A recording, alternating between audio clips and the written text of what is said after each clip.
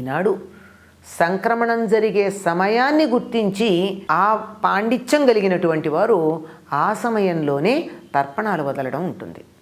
కనుక సంక్రాంతి చాలా ప్రధానమైనటువంటిదిగా, అంటే దక్షిణాయనం వెళ్ళిపోయి ఉత్తరాయణ పుణ్యకాలం వచ్చేటటువంటి కాలం.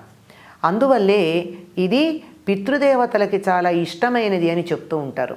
పితృదేవతలకు ఇష్టమైంది గనకే పెద్దలు, పితృదేవతలంటే పెద్దలు, తరించి వెళ్ళిపోయిన వారు, పెద్దలకి సంబంధించిన పండగ గనకే దీన్ని పెద్ద పండగ అని అన్నారని కూడా కొంతమంది చెప్తూ ఉండడం మనం వింటాం. ఈనాడు పితృదేవతలందరికీ, అంటే తమ వంశంలో ఎవరెవరైతే శరీరాన్ని వదిలేసి వెళ్ళిపోయి ఉన్నారో వారందరికీ కూడా తర్పణాలు ఇచ్చేటటువంటి పద్ధతి ఉంది. వారు అనుగ్రహిస్తే మంచి సంతానం కలుగుతుంది.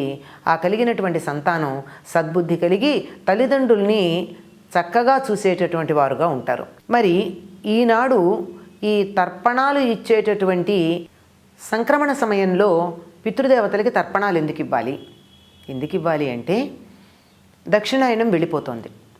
దక్షిణాయనం పితృదేవతలకు సంబంధించినటువంటి కాలంగాను, ఉత్తరాయణం దేవతలకు సంబంధించినటువంటి కాలంగాను మనకి చెప్పబడుతూ ఉంది. అంటే ఇప్పటి వరకు పితృదేవతలు అంటే జూలై నెలలో వచ్చేటటువంటి దక్షిణాయన పుణ్యకాలం నుంచి, అంటే సూర్యుడు దక్షిణ దిక్కుగా ప్రయాణం చేయడం ప్రారంభించినటువంటి రోజు నుంచి ఇప్పటిదాకా ఉన్నటువంటి కాలం అంతా పితృదేవతలు తమ వంశాలకు చెందినటువంటి వారి మీద అనుగ్రహాన్ని వర్షింపచేస్తూ ఉంటారు. అలా అనుగ్రహాన్ని వర్షింపచేస్తూ ఉన్నటువంటి పితృదేవతలు మళ్ళీ 6 నెలల వరకు ఇటు పక్కకి రారు.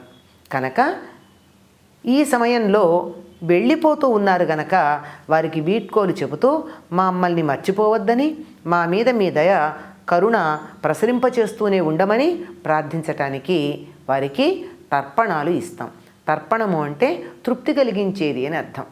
జలంతో మాత్రమే వారికి తృప్తి కలుగుతుంది. ఇక్కడి నుంచి మనం ఏమి ఇచ్చినా దేవతలకు ఏమందుతుందండి, పితృదేవతలకు ఏమందుతుంది?